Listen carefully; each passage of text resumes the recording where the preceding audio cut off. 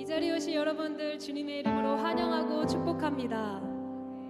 네, 우리 옆 사람분들과 인사하겠습니다. 참 잘 오셨습니다. 환영합니다. 축복합니다. 주님의 이름으로 사랑합니다. 예, 여러분 사랑합니다. 여러분 축복합니다. 이 자리에 주님의 성령이 강력히 임하셔서 우리 마음 가운데 단단하고 열리지 않는 우리의 마음의 문을 주님 열어주셔서 주님을 만날 수 있게 하여 주시옵소서. 이 시간 우리 찬양을 통해서 그리고 우리의 말씀과 예배를 통해서 주 앞에 한 걸음 한 걸음 다가가는 귀한 시간 되기를 소망합니다. 우리 찬양할 텐데요, 우리 찬양의 가사 남의 고백이라고 생각하지 마시고 우리의 입술에 우리의 삶의 고백이 되게 하여 주시옵소서. 그렇게 기도하는 마음으로 같이 찬양합시다.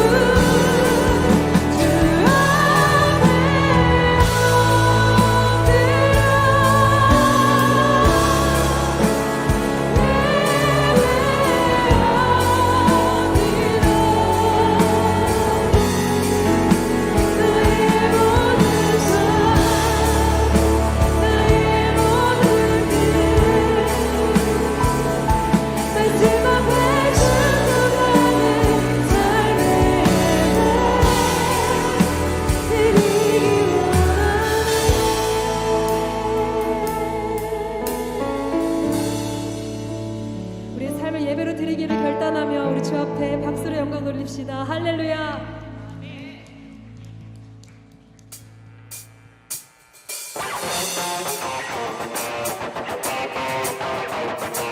여러분 삶으로 예배하시기를 결단하십니까? 우리 시간 자리에서 일어나서 주님을 향해 찬양하며 나아갑시다.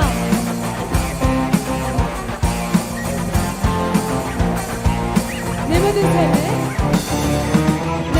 삶의 행동 주 안에 주님 안에 있네. 나의 숨 쉬는 순간들도 내 모든 삶의 걸음 주 안에 내일도 주 안에 나의 숨 쉬는 순간들도 다시 한번 찬양할까요? 내 모든 삶의 행동 주 안에 주님 안에 있네. 나의 숨 쉬는 순간들도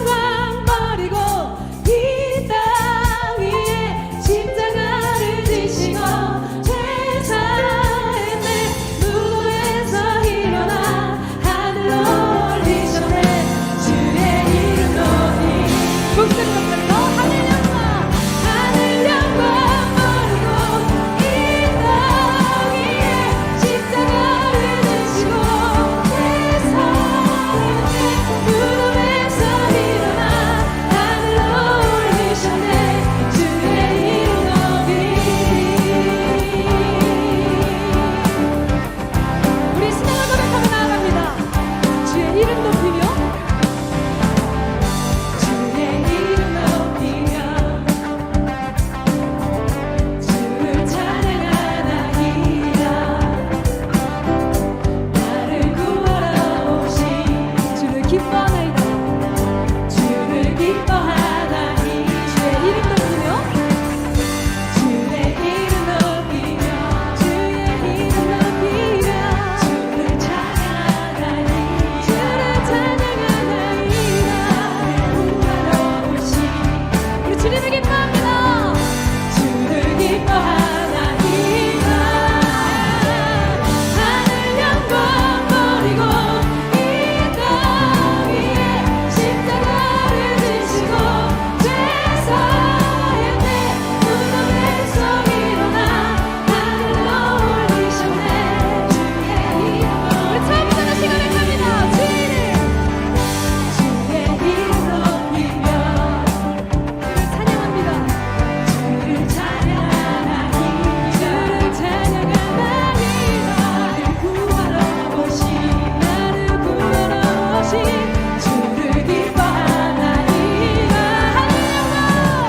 하늘 영광 버리고 이 땅 위에 십자가를 지시고 죄사의 내 무덤에서 일어나 하늘로 올리셨네. 주의 이름 높이 하늘 영광 버리고 이 땅 위에 십자가를 지시고 죄사의 내 무덤에서 일어나 하늘로 올리셨네. 주의 이름 높이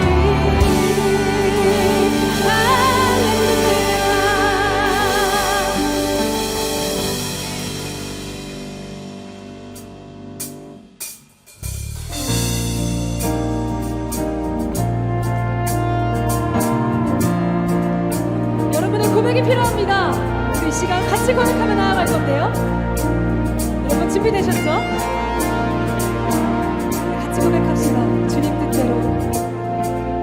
주님 뜻대로 살기로 했네. 주님 뜻대로 살기로 했네. 주님 뜻대로 살기로 했네.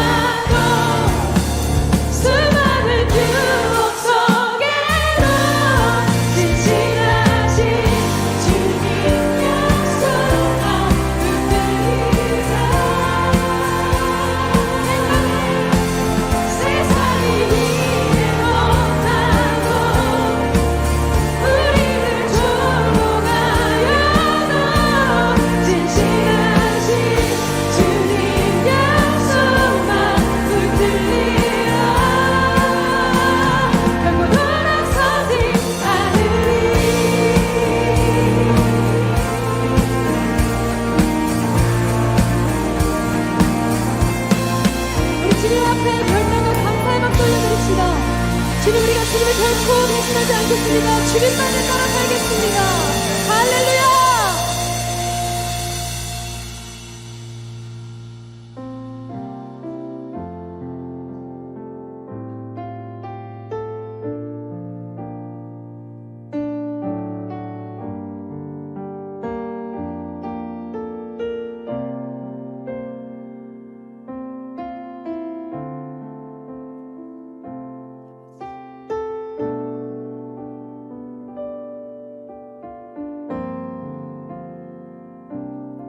우리 마음을 다해 찬양하며 나아갑시다.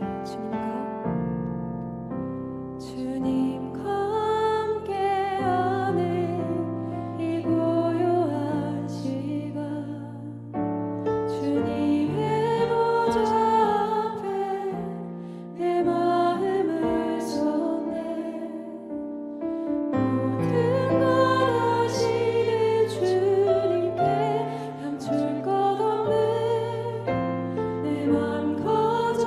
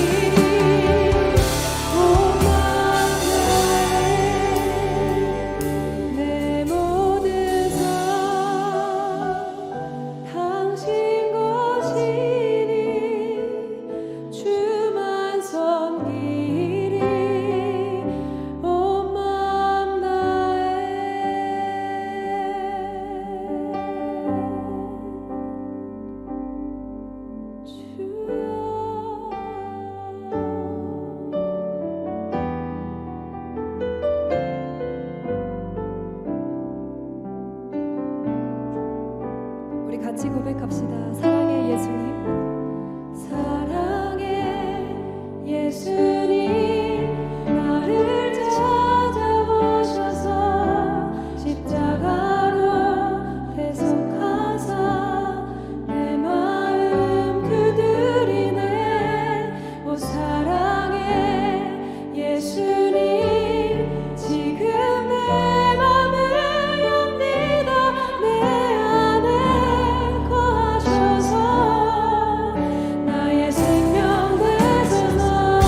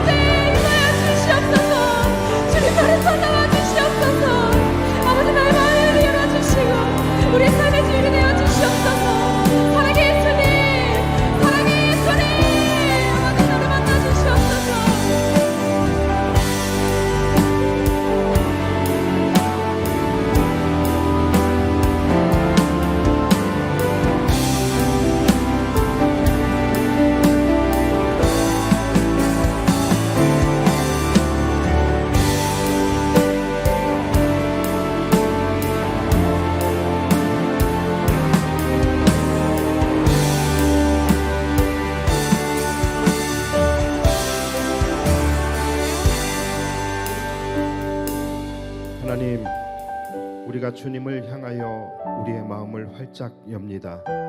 오늘도 우리가 온 마음 다해 전심으로 우리가 주님을 예배함으로 나아가오니 사랑의 예수님, 이 시간 우리 가운데 임하여 주시고 우리의 마음 가운데, 우리의 모임 가운데 임하여 주셔서 우리의 생명과 소망이 되어 주옵소서. 하나님, 우리의 연약함과 추악함을 그대로 가지고 나왔습니다. 하나님, 이 시간 우리를 불쌍히 여겨주시고 주의 보혈로 깨끗이 하여 주시며 이 시간 주님의 능력과 주님의 권능으로 우리의 주인이 되어 주셔서 우리를 다스려 주시옵소서. 말씀을 이제 듣습니다.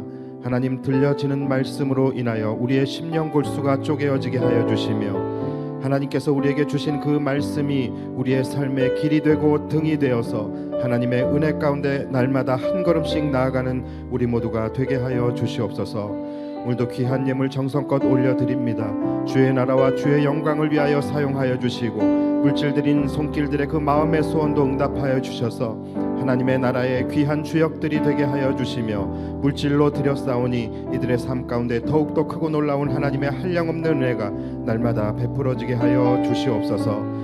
하나님, 오늘도 간절히 주님을 부르는 자들마다 반드시 주님을 만나게 하여 주시고 저마다의 간절한 기도 제목들을 가지고 나왔사오니 하나님, 부르짖어 기도할 때에 우리의 기도가 응답되어지며 삶의 해답을 얻고 돌아가는 복된 성회가 되게 하여 주시옵소서. 오늘도 우리의 모임 가운데 강력하게 역사하여 주실 주님을 기대하고 사모하며 예수님의 이름으로 기도하옵나이다. 아멘. 할렐루야. 우리 하나님께 감사와 영광의 박수 올려드리겠습니다. 오늘 이제 우리가 정말 거의 다 왔어요. 여호수아 12장을 이제 나가게 되는데요. 12장은 여호수아서의 딱 중간입니다. 여호수아가 24장까지 되어져 있죠. 그러니까 장수로 봐도 딱 중간이 되고요. 또 내용으로도 딱 중간입니다. 여호수아서 1장부터 11장까지가 이제 뭐에 관한 내용이죠? 바로 가나안 정복 전쟁, 이 전투에 관련한 내용입니다. 그리고 그 다음에 12장이 딱 중간에 껴 있고 그 다음에 이제 13장부터가 뭐냐면 이제 전쟁을 마치고 이들의 안식과 또 기업을 나누는 땅 분배의 내용이 나오게 돼요. 그래서 12장은 바로 전투와 또 전투 이후, 이 승리한 자들이 누리게 되는 안식과 은혜, 이것을 이제 연결을 시켜주는 징검다리의 역할을 하는 장이라고 이제 볼 수가 있어요. 자, 그래서 이 여호수아를 우리가 이 여호수아 하나를 우리 인생의 여정이라고 볼 때에 그런 것 같습니다. 우리 인생도 마찬가지예요. 우리는 영원한 약속의 땅 하늘나라 본향을 향하여 우리는 나아가고 있어요. 그러나 우리의 인생의 여정 가운데 반드시 있어야 할 부분들이 뭡니까? 1장부터 11장까지 뭡니까? 영적 전투의 시간이 우리에게는 반드시 필요합니다. 그리고 그 영적 전투를 하나님의 능력으로 이긴 자들이 이제 13장부터 시작되어지는 안식과 기업의 분배, 그러니까 이 하나님 나라 이 본향을 우리가 기업으로 받게 되어진다라는 것입니다. 교회도 마찬가지예요. 교회도 이 여호수아를 통으로 보았을 때 1장부터 11장까지를 전투적 교회라고 합니다. 그래서 이 땅의 교회예요. 그래서 이 땅의 교회는 반드시 영적 전투를 하게 되고 하나님 나라를 이루기 위해서 피 흘리기까지 싸우는 시간이 반드시 필요한 거예요. 그것이 없으면 교회가 아닌 것입니다. 그래서 교회도 그냥 우리끼리 그냥 편안하게 그냥 신앙생활 하자, 그러면 그것은 이 땅의 전투적 교회가 될 수 없는 것이죠. 그리고 이제 13장부터가 승리적 교회가 되는 것이죠. 우리가 피 흘리기까지 싸우며 하나님의 나라를 위해서 우리가 끝까지 싸울 때에 우리는 하나님의 교회는 승리하게 되어지는 것이죠. 그러니까 이것이 이 여호수아가 바로 우리의 인생이다라고 여러분들이 생각을 하시면 되는 거예요. 그래서 그런 의미에서 이 여호수아 12장, 이 12장은요 이 두 가지의 영역을 연결시켜주는, 그래서 우리들에게 있어서도 굉장히 의미 있게 우리가 들여다 보아야 할 장이라고 보아집니다. 제가 이렇게 12장에 대해서 거창하게 소개를 하기는 했지만 사실 별 내용이 없어요. 별 내용이 없습니다. 그리고 되게 재미없고 짜증납니다. 우리가 제일 싫어하는 게 뭐죠? 성경을 읽을 때 사람 이름 나오는 거, 그리고 지역 나오는 거. 그렇죠? 그런데 오늘 본문은 두 개가 다 나와요. 아니 그 두 개밖에 안 나와요. 예, 그래서 설교를 준비할 때도 짜증이 좀 났고, 그리고 지금 이 시간도 짜증이 좀 나요. 예, 저 버벅거리는 거 보셨죠? 근데 그래도 하나님의 말씀이 기록된 것은 그냥 주신 말씀은 없는 거예요. 다 의미가 있고 또 메시지가 있기 때문에 우리에게 주신 것입니다. 그래서 우리가 오늘은 이 말씀 속에서 참 이해할 수 없는 또 내용이 없는 것 같은 이 말씀이지만 이 말씀 속에서 우리에게 주시는 하나님의 교훈과 또 특별한 메시지가 무엇인지를 함께 찾아보려고 합니다. 자, 일단 12장의 내용은 11장까지의 모든 전투를 가나안 정복 전쟁을 마치고 이들이 지금까지 정복한 땅과 또 이들이 멸망시킨 왕들의 이름을 쭉 이제 열거하는 내용이에요. 수많은 지명과 또 수많은 이름들이 나와서 굉장히 복잡합니다. 복잡할수록 우리는 무슨 작업을 해야 합니까? 단순화시키는 작업을 해야 되는 거예요. 그래서 이 전체의 내용을 단순화시켜서 한 문장으로 하면 결국 뭐예요? 한마디로 이스라엘이 이기고 가나안이 졌다라는 거예요. 자, 그렇다면 왜 이스라엘은 이겼고 가나안은 졌느냐? 자, 이것이 이제 핵심인데 그 이유 역시 우리가 단순하게 한마디로 정리를 할 수가 있습니다. 왜 이스라엘은 이겼고 왜 가나안은 졌느냐? 그 이유는 바로 두려움 때문입니다. 자, 사실 실제적인 전력으로만 봤을 때에 여러분 가나안이 강합니까? 이스라엘이 강합니까? 당연히 가나안이 몇 배나 강합니다. 그렇죠? 이스라엘은 뭐 볼 게 없어요. 이스라엘이 뭘 할 수 있습니까? 이 이스라엘의 스펙을 보면은 그냥 아무것도 없어요. 그냥 있어봐야 그냥 400년 노예 전적 그리고 40년 광야 전적 이거 말고는 아무것도 없는 민족이에요. 반면에 가나안은 이미 잘 터를 잡고 잘 살고 있는 민족입니다. 그리고 이미 그들 안에는 말과 병거가 또 있고 이미 그들은 호전적인 민족이에요. 그래서 이들은 굉장히 강력한 민족이죠. 그런데 그러함에도 불구하고 정말 아무것도 아닌 이스라엘이 강대국 가나안을 이겼다라는 거죠. 그 이길 수 있었던 이유는 뭐냐면 그 중심에 바로 두려움이라는 것이 있었기 때문이라는 거예요. 한쪽은 두려움에 사로잡혀 버리고 또 한쪽은 두려움이 사라졌기 때문이에요. 물론 그 중심에는 분명한 하나님의 개입이 있었습니다. 하나님께서 역사하셨고 하나님께서 이 모든 일들을 하신 것이지만 일단은 이 전쟁의 외형적인 모습에서 나오게 되어지는 물리적 패인을 대라고 한다면 그것은 두려움 때문인 거예요.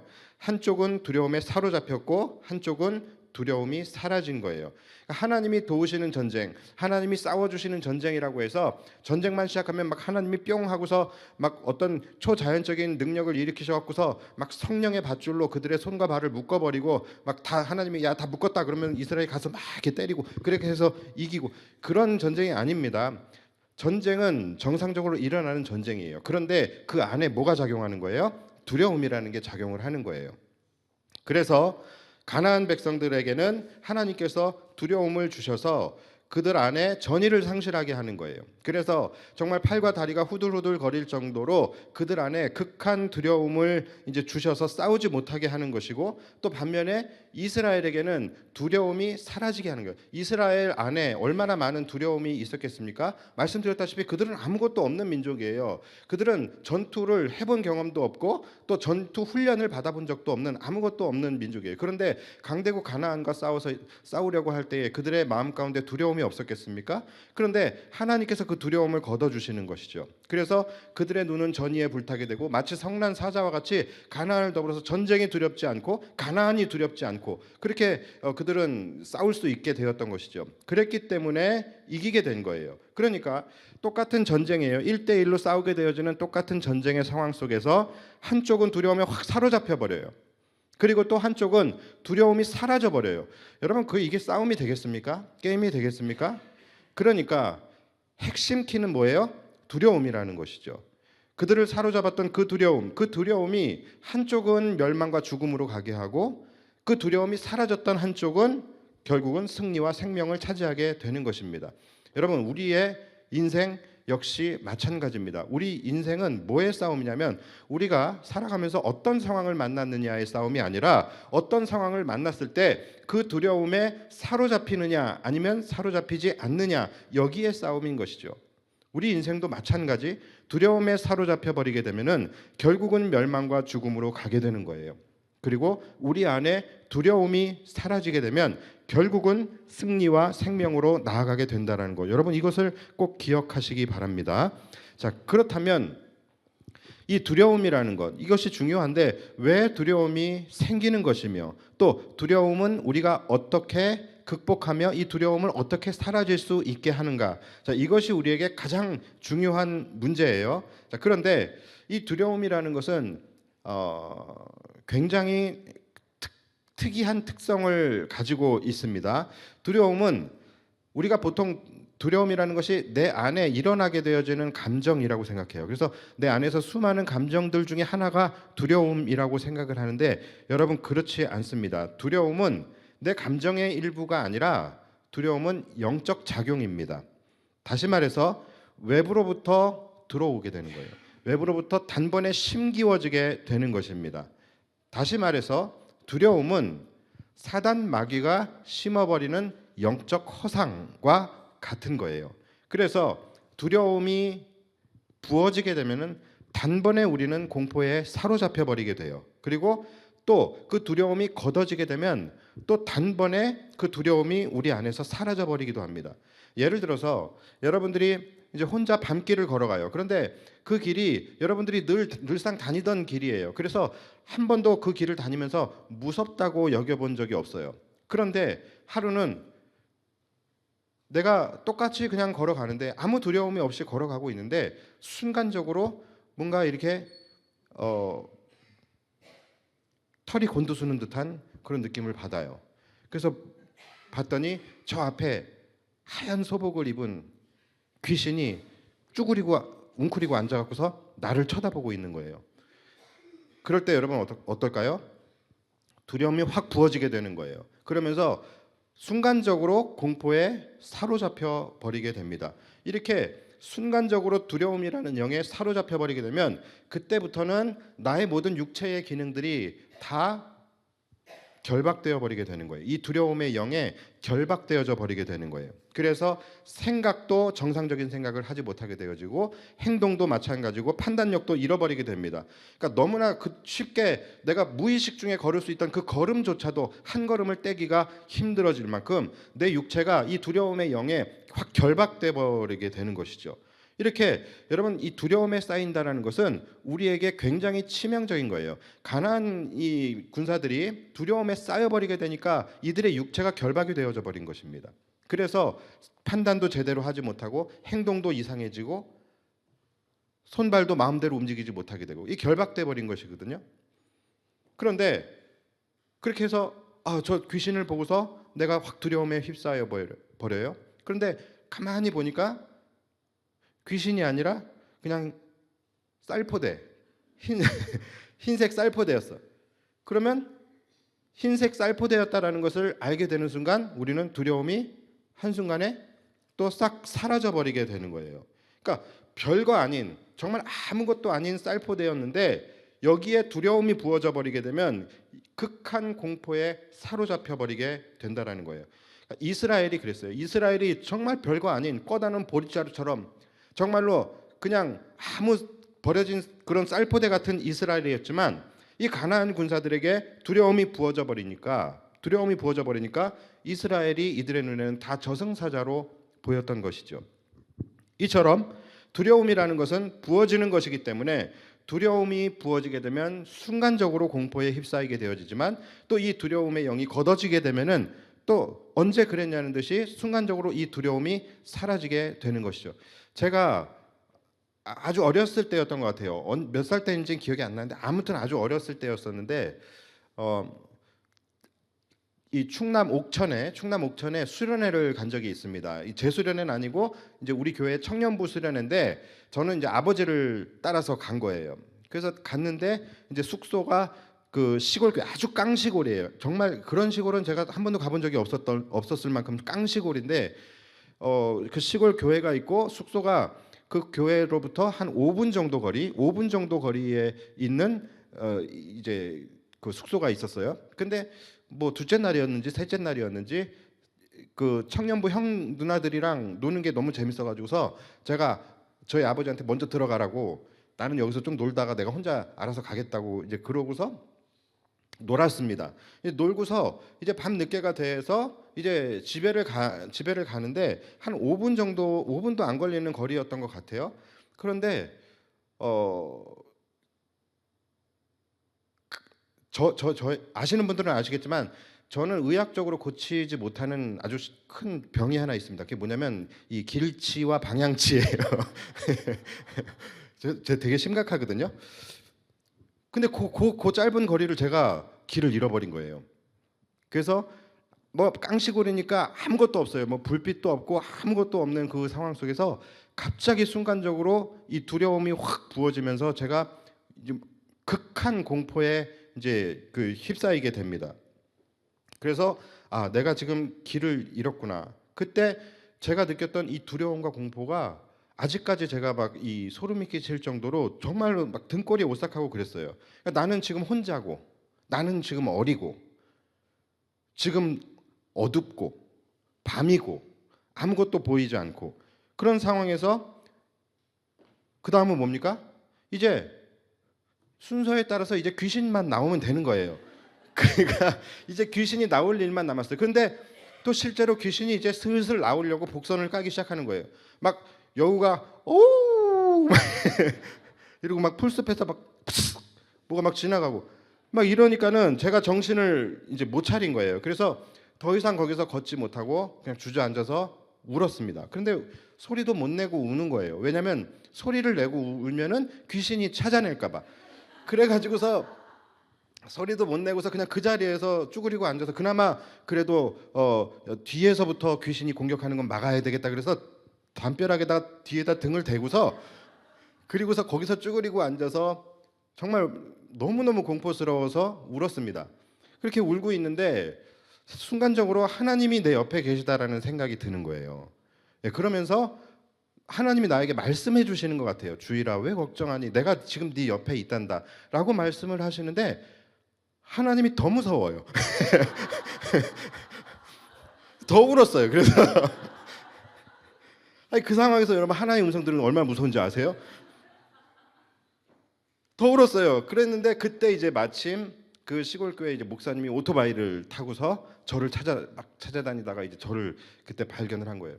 그래서 그 목사님을 보는 순간에 이제 한 순간에 제가 안도의 한숨을 쉬면서 두려움이 확 사라졌던 그런 기억이 있어요. 여러분, 이처럼 두려움이라는 것은 한순간에 훅 들어오기도 하고 또 한순간에 훅 사라지기도 하는데 보통 이 두려움이라는 것이 언제 찾아오느냐? 우리는 보통 어떻게 생각하냐면 내가 약할 때 두려움이 찾아오고 내가 강할 때 내가 두려움을 이길 수 있다라고 생각을 합니다. 그래서 두려움을 이기기 위해서는 내가 강해져야 한다라고 생각을 해요. 자, 그런데 여러분, 아닙니다. 우리가 아무리 스스로를 강하게 훈련을 하고 우리가 스스로를 아무리 강하게 한다 한들 이 세상은 나보다 강한 것들이 너무나 많아요. 그리고 우리를 두렵게 하는 것들이 너무나도 많습니다. 여러분들이 아무리 자신을 강하게 해도 여러분들이 이 세상에서 이길 수 있는 것들이 얼마나 될까요? 여러분들이 세상을 이길 수 있겠습니까? 여러분들의 대적을 이길 수 있습니까? 고난과 시련을 이길 수 있습니까? 여러분들이 자연을 이길 수 있습니까? 재난이나 사고를 이길 수 있습니까? 뭘 이길 수 있어요? 우리가 세월을 이길 수 있습니까? 아무것도 우리가 이길 수 있는 것이 없다라는 거예요. 그러니까 아무리 우리가 스스로 강해져도 반드시 우리는 이 두려움이라는 것을 또다시 직면할 수밖에 없게 됩니다. 자, 그러면 어떻게 하느냐? 제가 그 방법을 말씀드릴게요. 여러분, 오히려 반대입니다. 우리는 오히려 약할 때 두려움을 이길 수 있게 됩니다. 여러분, 이게 진짜 핵심인데, 여러분, 이스라엘이 자기보다 몇 배나 강한 가나안을 이길 수 있었던 이유가 뭔지 아십니까? 그 이유는 바로 이들이 강했기 때문이 아니라 이들이 약했기 때문이에요. 이스라엘에게는 정말로 아무것도 없었어요.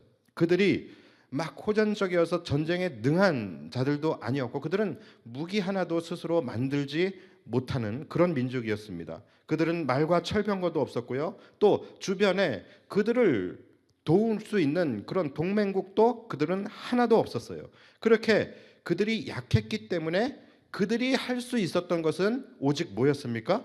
오직 하나님을 의지하는 것밖에 아무것도 할 수 있는 것이 없었다라는 것이죠. 그들은 아무것도 없었기 때문에 자신들의 그 없는 그 빈 공간을 하나님으로 채운 거예요. 그들의 결핍의 그 공간을 하나님을 모셔드린 것입니다. 그래서 그들은 오직 하나님만 바라보고 하나님만 의지하고 자신들을 온전히 하나님께 의탁했습니다. 그랬을 때에 하나님이 그들과 함께 하시고 하나님이 그들의 힘이 되어 주시고 하나님이 그들의 하나님이 되어 주심으로 말미암아 그들 안에 두려움이 사라질 수 있었던 거예요. 그러니까 내가 강해졌을 때 두려움을 이길 수 있는 것이 아닙니다. 우리는 반대로 어떨 때 우리가 두려움을 이길 수 있어요? 약해졌을 때예요. 우리가 정말 아무것도 할 수 없는 가장 연약하고 가장 초라한 상태가 되었을 때, 그래서 우리가 하나님을 바라볼 수밖에 없는 그 상황이 되었을 때, 오직 하나님만 의지할 수밖에 없는 상황이 되었을 때, 그때에 우리는 가장 강해질 수 있는 것입니다. 왜요? 하나님께서 나와 함께 하시기 때문이에요. 그래서 우리 그리스도인들에게 철칙이 있다면 그것이 뭐냐면 우리는 약할 때 강해지는 사람들입니다. 오늘 말씀의 제목이 약할 때 강함 대신이에요. 여러분, 이것이 모든 믿음과 신앙생활의 근본입니다. 여러분, 이것을 꼭 기억하셔야 돼요. 반면에 가나안 족속들은 어땠어요? 이들은 모든 것이 다 갖추어져 있었어요. 그렇죠? 수많은 군사가 있었고 또 말과 철병거가 있었고 그들은 도와줄 동맹국들도 너무나도 많았어요. 그래서 무려 15개의 우방국들이 함께 하나가 되어서 연합을 이루었던 그곳이 그들이 가나안 군사들이에요. 그러니까 그렇게 그들 안에는 자신들의 것으로 꽉꽉 채워져 있었습니다. 그러다 보니 그들에게는 하나님이 없었던 것이죠. 그리고 하나님이 없는 그들은 가장 강했음에도 불구하고 그들은 곧바로 두려움에 사로잡히게 됩니다. 여러분, 우리의 인생도 하나도 다를 것이 없어요. 마찬가지입니다. 제가 요즘에 계속 여러분들에게 강조하는 거, 여러분들이 설교 말씀을 주의 깊게 계속 들으셨다면 아실 거예요. 뭡니까? 힘을 빼라는 거예요. 여러분, 힘을 빼셔야 합니다. 여러분들의 힘줄을 끊으셔야 합니다. 여러분들의 병거를 태우셔야 합니다. 그래서 하나님 앞에서 가장 초라하고 연약한 상태가 되어야 합니다. 이렇게 계속 여러분들에게 말씀을 드렸던 이유가 바로 이겁니다. 우리는 약할 때 강해질 수 있기 때문이에요. 우리의 힘으로 아무것도 할 수 없을 만큼 우리가 연약하고 초라한 상태가 되었을 때, 그래서 오로지 하나님만 의지할 수밖에 없고 하나님만 바라볼 수밖에 없는 그런 상태가 되었을 때, 그래서 우리 안에 채워질 수 없었던 그 부족한 공간을 하나님으로 채우고 그리스도의 영으로 채울 때, 그때 우리는 가장 약함에서 가장 강한 존재가 되는 거예요. 여러분들도 스스로 내 자신을 생각해 봤을 때, 나는 너무나도 빈 것이 많고 결핍이 많고 나는 너무나도 연약하고 초라하고 가진 것이 없고, 여러분 그 공간들을 다 하나님으로 채우십시오. 그리스도의 영으로 채우십시오. 그럴 때 여러분들은 이 세상에서 가장 강한 존재가 되는 거예요. 이스라엘 백성들이 아무것도 없고 정말로 빈 것밖에 없는 그 이스라엘을 하나님으로 채웠을 때 그들은 하나님의 백성이 되었고 그들은 하나님을 소유한 민족이 된 거예요. 여러분, 마찬가지예요. 우리 인생에 허점도 많고 빈 공간도 많으실 거예요. 여러분, 그곳을 하나님으로 채우십시오. 그리스도의 영으로 채우십시오. 그럴 때 여러분들은 하나님을 소유한 인생이 되는 거예요. 여러분들의 인생은 하나님이 이끌고 가시게 되는 것입니다. 그래서 우리 모두는 이 12장의 말씀을 보면서, 비록 12장 말씀 되게 재미없고 짜증이 나요. 알지 못하는 지명과 이름들이 쭉 나오지만 우리는 이 말씀을 보면서 힘을 얻어야 되는 거예요. 이 말씀 속에서 나의 인생의 솔루션, 이것을 여러분들이 재정비해야 한다는 것이죠. 나 역시도 정말로 이스라엘처럼 이 세상에서 아무것도 가진 것이 없고 보잘것이 없고 연약한 존재이지만 오히려 내가 약하기 때문에 약할 때 강함이 되시는 하나님으로 말미암아 내가 가장 강한 존재가 될 수 있다라는 그 소망을 여러분들이 가지셔야 된다라는 거예요. 비록 지금 내 삶이 무너져 있고 흐트러져 있고 내게 아무 도울 힘이 없는 것 같고 힘들고 약해진 그런 상황 속에서 내가 이 세상의 한복판에 그냥 홀로 서 있는 것 같은 그런 마음이 들지만 이것이 바로 나를 가장 강하게 하시려는 하나님의 인도하심이고 이때가 또한 내가 가장 강해질 수 있는 절호의 기회이며 나에게 주시는 하나님의 사인이다라는 것을 여러분 놓치지 마시기 바랍니다. 여러분 이것이 바로 우리가 지금까지 몇 년 동안 걸쳐서 나누었던 출애굽기부터 시작해서 민수기 또 여호수아에 이르기까지 이 모든 책들이 이야기하고 있는 핵심 주제예요. 약할 때 강함이 되시는 하나님. 우리가 출애굽기를 나눌 때에 하나님께서 이스라엘 백성들을 선택하시죠. 그렇죠? 이스라엘 백성들을 선택하셔서 애굽의 노예로 있었던 그 이스라엘 백성들을 출애굽을 시키십니다. 이끌고 나오셔요. 다시 말해서 구원을 베풀어 주시는 거예요. 자, 그렇다면 우리가 한번 생각해 봐야 합니다. 왜 이스라엘이었을까요? 하나님께서 수많은 민족들 중에서 왜 이스라엘을 선택하셨을까요? 왜 그러셨을까요? 다른 나라도 있잖아요. 애굽도 있고 페르시아도 있고 뭐 있잖아요. 근데 왜 하필 하나님께서 이스라엘을 선택을 하셨을까요? 여러분 그 이유는 다른 게 아니에요. 그들이 다른 민족들보다 조금 더 잘나고 특별하고 똑똑해서 여러분 그게 아니에요. 하나님이 그들을 선택하신 이유는 그들이 가장 약한 민족이기 때문입니다. 가장 그들이 못났고 가장 어리석고 가장 연약하고 가장 초라한 민족이었기 때문에 하나님이 이스라엘을 선택하여 자신의 백성을 삼으신 거예요. 왜요? 가장 약한 민족이어야 하나님만을 의지할 수 있기 때문이에요. 가장 약한 민족이어야 하나님께서 그들을 이끌어 가실 수 있기 때문이에요. 가장 약한 민족을 가장 강한 민족으로 만들고 가장 형편없는 민족을 가장 훌륭하게 만들어야 하나님이 하셨다라는 것을 그들도 인정하고 또 모든 민족들이 알게 되기 때문에 그렇습니다.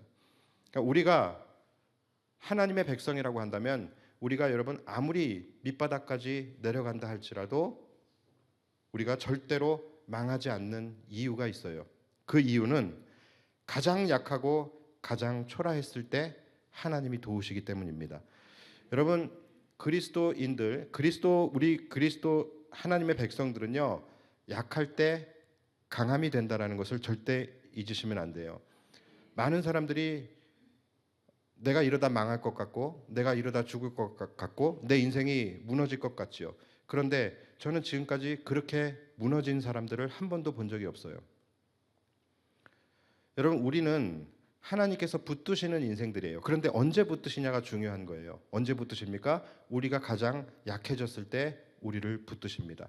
우리가 가장 약해졌을 때 우리를 구원하신다라는 거예요. 그래서 뭐 세상 말로는 그러잖아요. 야 인생 망하라는 법 없네. 아닙니다. 여러분 인생 망하라는 법이 없는 것이 아니라 우리가 가장 밑바닥에 내려갔을 때 우리가 가장 약해졌을 때 우리가 하나님을 붙들었기 때문인 것이고 하나님이 우리를 도우셨기 때문인 거예요. 그러니까 우리 그리스도인들은 여러분 그런 시각을 가지고 살아야 되는 거예요. 우리가 그동안의 출애굽기와 민수기를 거쳐서 여호수아까지의 이 대단원의 막을 이제 내리게 되는데 여러분 이 시점에서 여러분들이 반드시 가슴에 새겨야 할 교훈 그것은 바로 이겁니다. 바로 약할 때 강함이 되시는 하나님이에요. 내가 철저히 낮아지고 철저히 약해지고 철저히 초라해질 때에 하나님이 나의 하나님이 되시는 거예요. 높아심에 말씀드리지만 그렇기 때문에 무조건 우리는 약해져야 한다. 그것이 답이다. 여러분 약해지는 것 자체가 목적이 아닙니다.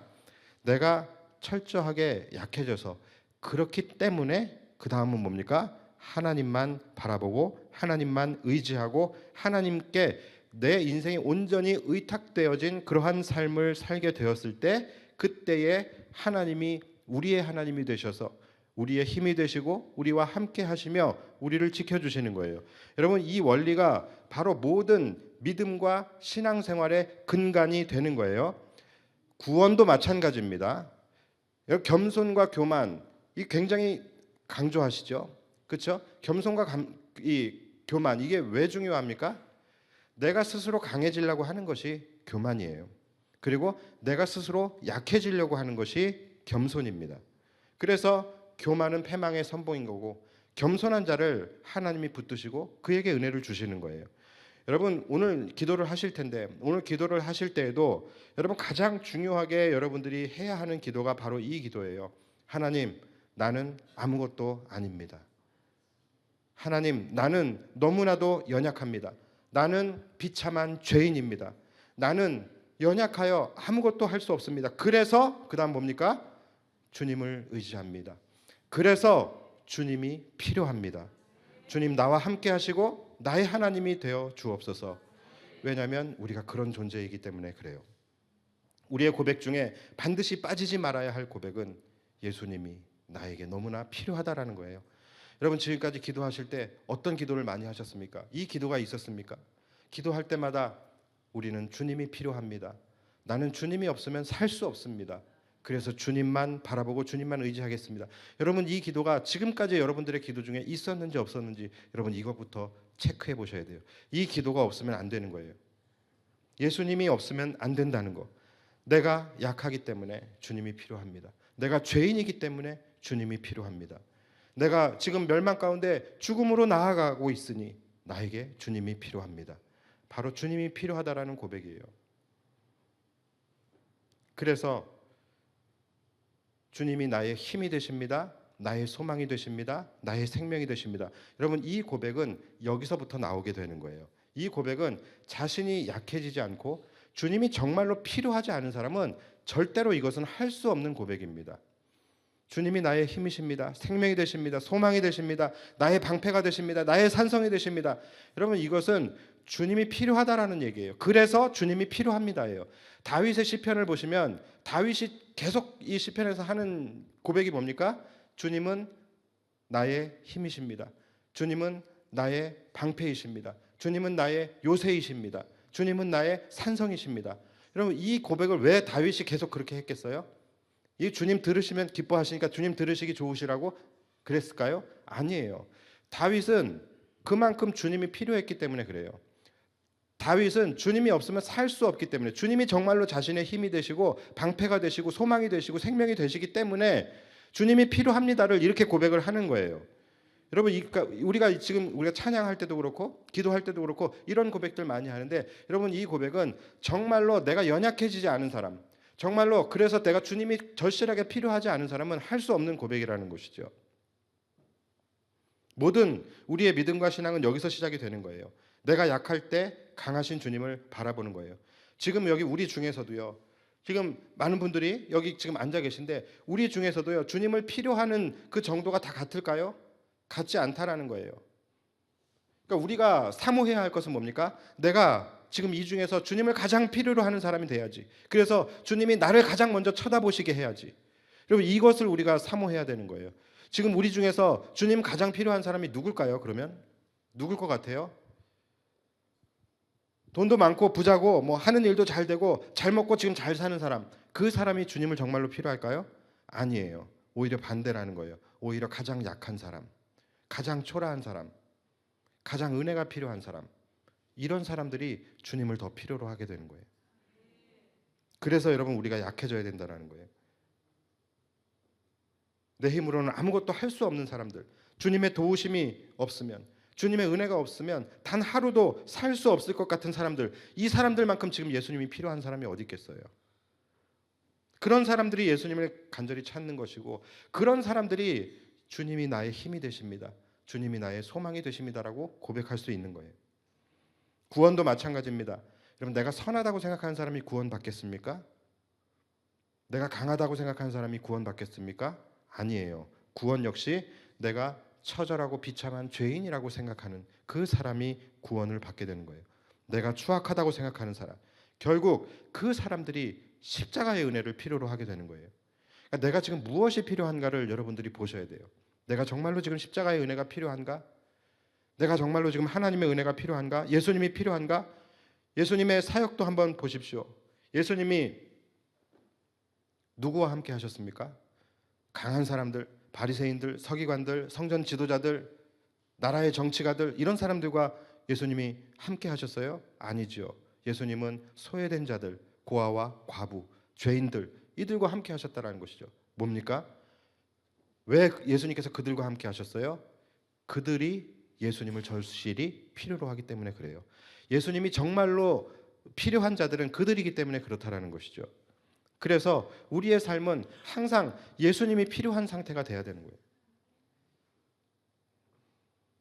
예수님은 건강한 자를 위해 오신 것이 아니라 병든 자를 위해 오셨고, 의인을 위해 오신 것이 아니라 죄인을 위해 오신 거예요. 누구든지 주의 이름을 부르는 자는 구원을 얻으리라. 여러분, 이 말씀도 많은 분들이 오해해요. 그 말이 그냥 내가 예수님 믿는다고 선언하면, 또는 예수님 하고 예수님을 부르면 구원을 받는다, 이렇게 생각하시는 분들이 많아요. 그런데 여러분, 아니에요.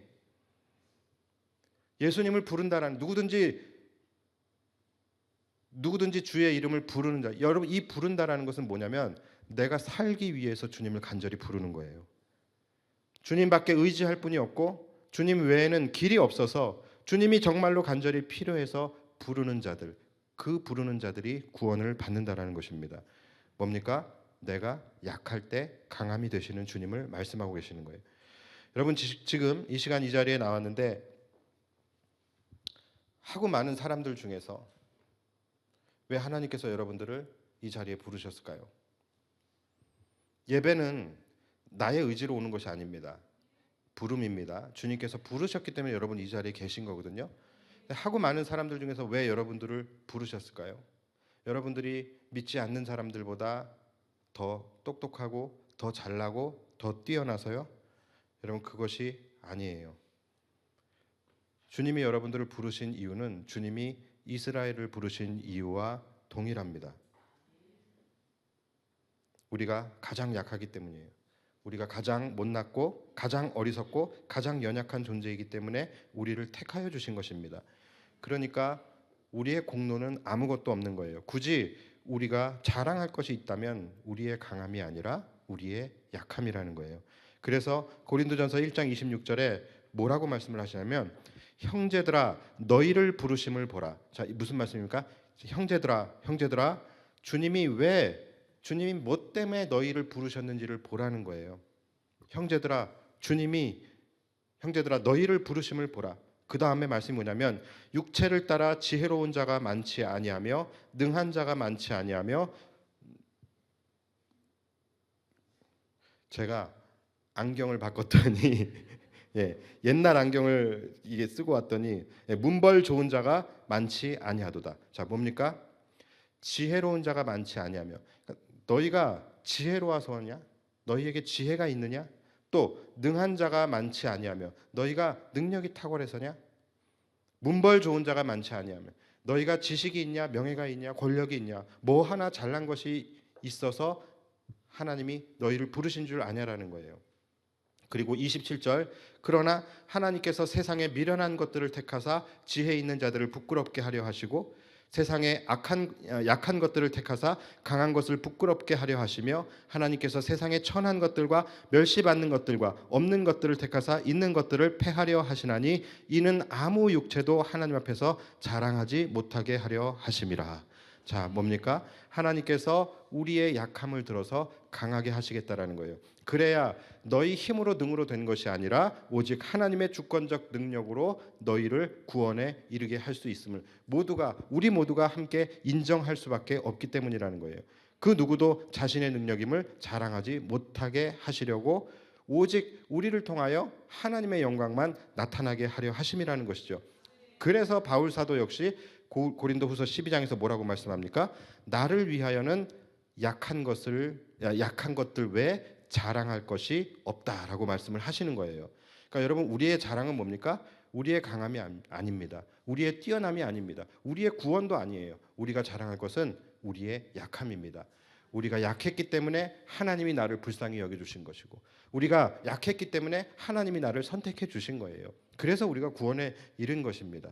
그래서 항상 우리가 살아가면서 우리가 유지해야 할 스탠스가 뭡니까? 우리는 가장 약한 자세로 날마다 주님이 필요한 상태가 되어져야 된다는 거예요. 말씀을 마칩니다. 내가 산을 향하여 눈을 들리라. 나의 도움이 어디서 올까? 나의 도움은 천지를 지으신 여호와에게서로다. 여러분, 이 말씀은 묵상하면 묵상할수록 은혜가 되는 말씀입니다. 이것이 바로 가장 약한 자들만이 할 수 있는 고백이에요. 내가 산을 향하여 눈을 들려, 내가 이 세상을 향하여 아무리 눈을 들려도 나의 도움을 찾을 수 없는 상태에서 이 고백을 하는 거예요. 그래서 나의 도움은 오직 어디입니까? 천지를 지으신 여호와에게서로다라고 고백하며 주님을 바라보는 상태, 주님만 의지하는 상태, 주님께 모든 것이 의탁된 상태, 그들이 오늘도 주님을 만날 거예요. 그리고 그들이 오늘도 구원에 이르게 될 것입니다. 우리 이 시간에 함께 찬양할 텐데 이 찬양했으면 좋겠어요. 하나님은 너를 지키시는 자. 이 찬양할 텐데 오늘은 좀 특별하게 너를 나로 바꿔서 우리가 찬양했으면 좋겠습니다. 하나님은 나를 지키시는 자, 나의 우편에 그늘 되시니 낮의 해와 밤의 달도 나를 해치 못하리. 하나님은 나를 지키시는 자, 나의 환난을 면케하시니 그가 나를 지키시리라. 나의 출입을 지키시리라. 여러분, 이 고백은 정말로 아무것도 내세울 것이 없는 사람들, 아무것도 기댈 것이 없는, 그래서 내가 산을 향하여 눈을 들려도 내가 이 세상 속에서 아무것도 나를 도울 것이 없고, 정말로 세상의 그 한복판에 또는 정말로 벼랑 끝에 홀로 우뚝 서 있는 사람만이 나의 도움은 오직 하나님에게서부터 올 것이다라고 고백할 수밖에 없는 그 고백인 거예요. 그동안 우리가 생각 없이 불러온 분들도 많이 계실 텐데, 여러분 오늘 이 시간만큼은 정말로 그래서 주님이 필요합니다. 주님을 향한 절박한 마음으로 나의 신앙의 고백을 담아서 우리 함께 이 찬양 불렀으면 좋겠습니다. 하나님은 나를 지키시는 자, 우리 함께 찬양합시다.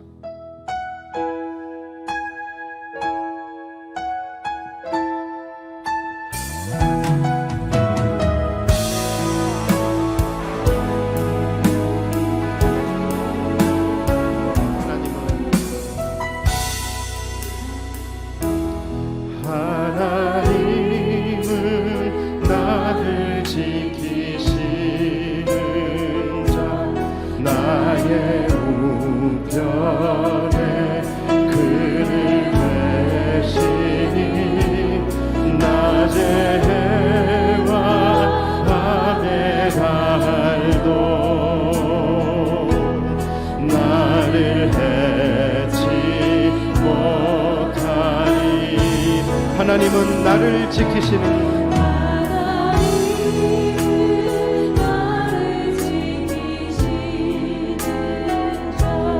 나의 환난을 면케하시니 그가 나를 지키시리라.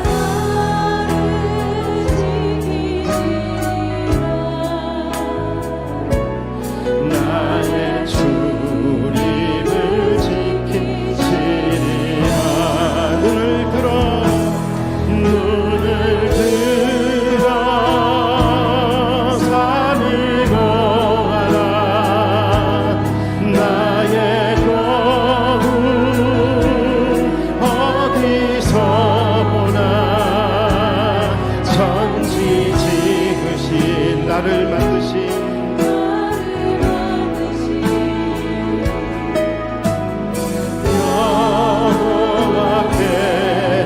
눈을 들어 산을 보십시오.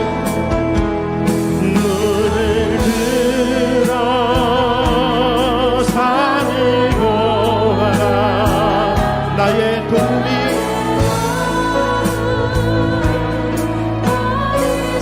우리 믿음으로 고백합시다. 천지 지으신 나를 만드신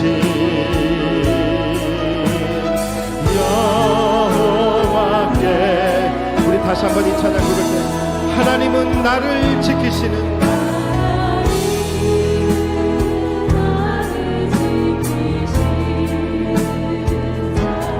나의 우편에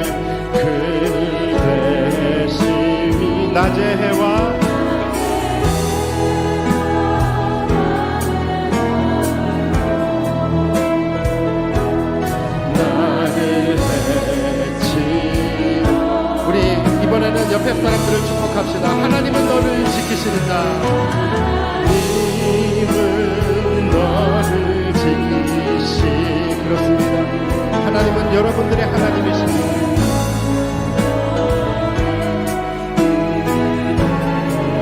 낮의 해와 밤의 달도 너를 해치 못하여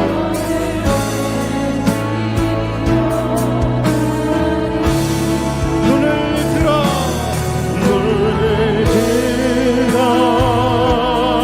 산을 보아라.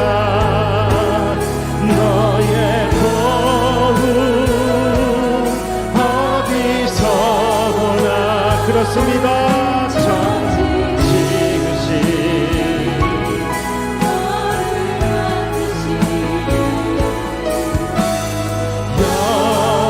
우리 마지막으로 서로를 축복합시다. 목소리 높여서 하나님은 너를 지키시는 자. 하나님은 너를 지키시는 자. 너의 우편에 그늘 계시니 낮의 해와 밤의 달도 여러분을 해치 못할 것입니다.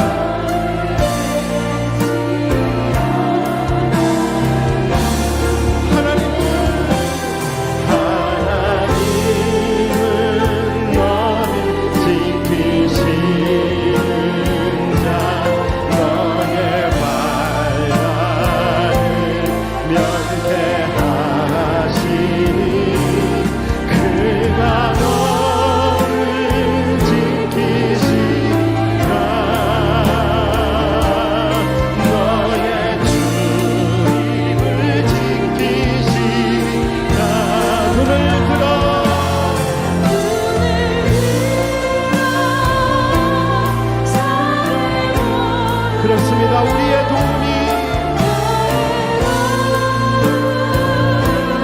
어디서 오나. 천지 지으신 너를 만드신 여호와께로다.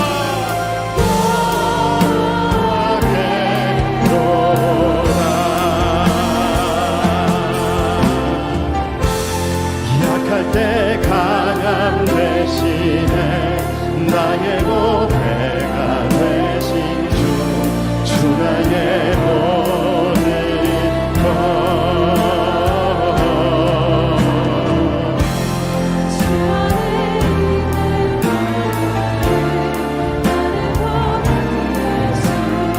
주 나의 모든 것.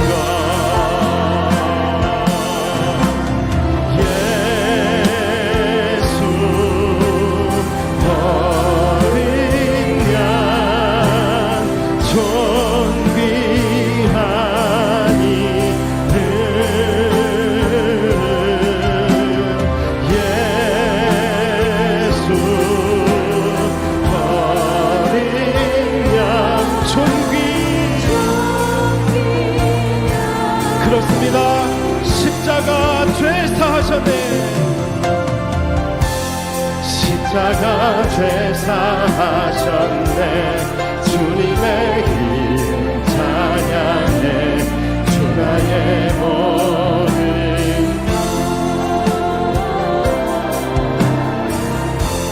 쓰러진 나를 세우고 나의 빈장을 채우네. 주 나의 모든 것. 예수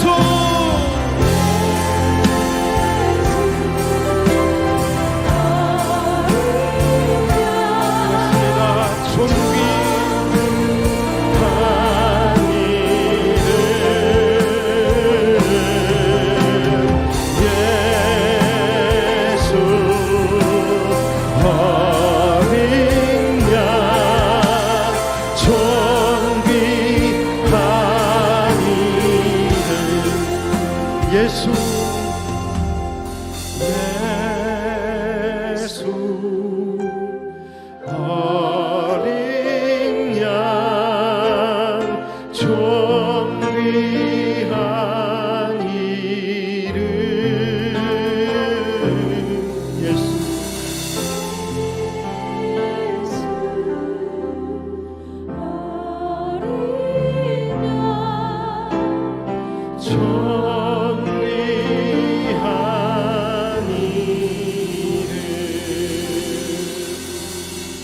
시간 기도하며 나아갈 때요, 우리 하나님 앞에 정말로 가난하고 또 연약한 마음으로 주님 앞에 나아가길 원합니다. 이 시간에 주님이 필요한 사람은 누굽니까? 내가 아무 힘이 없고 내가 눈을 들어도 이 세상에 내세울 것이 없고 기댈 것이 없고 비빌 것이 없고 기댈 곳이 없어서 세상의 한복판에서 정말로 절박한 마음으로 주님을 찾는 사람들일 겁니다. 주님을 정말로 필요로 하는 사람들, 그리고 또 이 시간에 주님이 찾으시는 사람은 누구일까요? 주님이 없어도 자기 힘으로 얼마든지 잘 살 수 있는 그런 사람들이 아니라 주님 외에는 살 수 없어서, 주님 외에는 소망이 없어서 간절히 오직 주님만 찾는 사람일 것입니다. 그럼 우리 이 시간 기도하며 나아갈 때에 주님, 우리는 정말로 주님이 필요합니다. 나의 힘으로는 아무것도 할 수 없어서 간절히 주님을 찾습니다. 약할 때 강함이 되시는 주님을 우리가 의지하고 믿사오며 나아가오니 하나님, 오늘 나의 영혼 가운데, 하나님 오늘 나의 인생 가운데 임하여 주시옵소서. 삶의 벼랑 끝에서 오직 주님의 손을 붙잡기를 원하오니 주님, 오늘 이 시간 나의 손을 붙잡아 주시고 나를 구원하여 주시옵소서. 이 시간에 오직 주님만이 나의 힘이 되시고 주님만이 나의 소망이 되시며 주님만이 나의 생명이고 구원이 되심을 이 시간 우리가 선포하며 나아갑니다. 주님, 한번 부르며 기도합시다. 주여